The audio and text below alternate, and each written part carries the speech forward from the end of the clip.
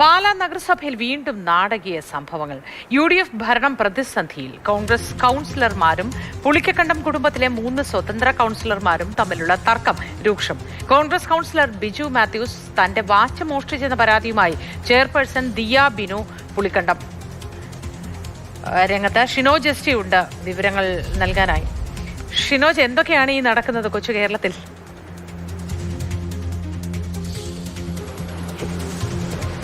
മൊത്തം നാടകീയ സംഭവങ്ങൾക്കെന്നും പേരുകേട്ട നഗരസഭയാണ് പാലാ നഗരസഭ. അവിടെ ഇത്തരത്തിൽ വീണ്ടും ഈ നാടകീയ രംഗങ്ങൾ നടക്കുന്നു എന്നാണ് ഏറ്റവും പ്രധാനപ്പെട്ട കാര്യം. കഴിഞ്ഞ തദ്ദേശ തെരഞ്ഞെടുപ്പിൽ ഈ പുളിക്കക്കണ്ടം കുടുംബത്തിലെ 3 അംഗങ്ങളുടെ പിന്തുണയോട് കൂടിയാണ് UDF പാലാ നഗരസഭ ഭരണം പിടിക്കുന്നത്. അതിന് പിന്നാലെ തന്നെ കോൺഗ്രസ് കൗൺസിലർമാരും ഈ സ്വതന്ത്ര കൂട്ടായ്മയിലെ 3 കൗൺസിലർമാരും പ്രത്യേകിച്ച് ബിനു പുളിക്കക്കണ്ടവുമായി ഒക്കെ തന്നെ പലതരത്തിൽ തർക്കങ്ങളും ഒക്കെ തന്നെ ഉണ്ടായിരുന്നു.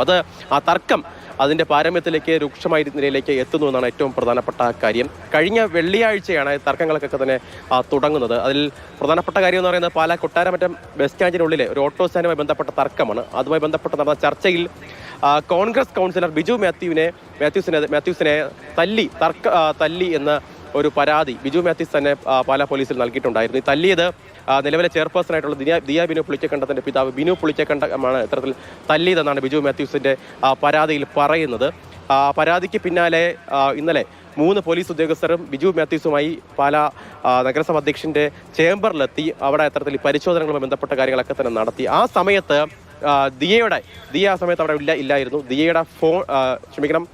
ദിയയുടെ വിലപിടിപ്പുള്ള വാച്ചും ചില സീൽ ചെയ്യപ്പെട്ട ഫയലുകളും അവിടെ നിന്ന് മോഷണം പോയി എന്നാണ് ഇപ്പോൾ ഒരു പരാതിയായി ഈ പുളിക്കക്കണ്ടം കുടുംബം ഉയർത്തുന്നത്. പക്ഷേ ഇതിനെല്ലാം അപ്പുറത്ത് ഒരു ഭരണപരമായ പ്രതിസന്ധി ഈ നിലയിൽ ഇപ്പോൾ UDF അവിടെ നേരിടുന്നുണ്ട്. പ്രത്യേകിച്ച് പാലാ കേരള കോൺഗ്രസ് എമ്മിൻ്റെ ഏറ്റവും അടിത്തറയുള്ള നഗരസഭയാണ്. പക്ഷെ അവിടെ UDFന് ഭരണം പിടിക്കാൻ കഴിഞ്ഞത് വലിയ രീതിയിൽ സംസ്ഥാനത്ത് ഉൾപ്പെടെ നേട്ടമായാണ് അവതരിപ്പിച്ചുകൊണ്ടിരുന്നത്. VD സതീശനും രമേശ് ചെന്നിത്തല ഉൾപ്പെടെയുള്ള നേതാക്കളൊക്കെ തന്നെ രംഗത്തിറങ്ങിയാണ് അന്ന് ഈ സ്വതന്ത്ര കൂട്ടായ്മയെ ചേർത്ത് നിർത്തി ഇത്തരത്തിൽ പാലായിൽ UDF ഭരണം പിടിച്ചത്.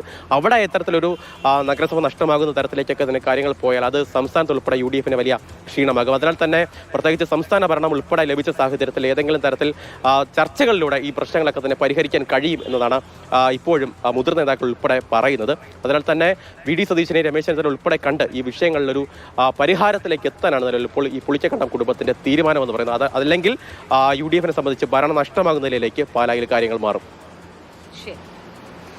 ഷിനോജ് എസ് ടിയാണ് വിവരങ്ങൾ പങ്കുവച്ചത്. അതിനാടകീയമായ രംഗങ്ങളാണ് അവിടെ നടക്കുന്നത്. പക്ഷേ ഭരണപ്രതിസന്ധി ഉണ്ടായാൽ എന്ത് ചെയ്യും എന്നതാണ് നമ്മുടെയൊക്കെ സംശയം, അല്ലേ?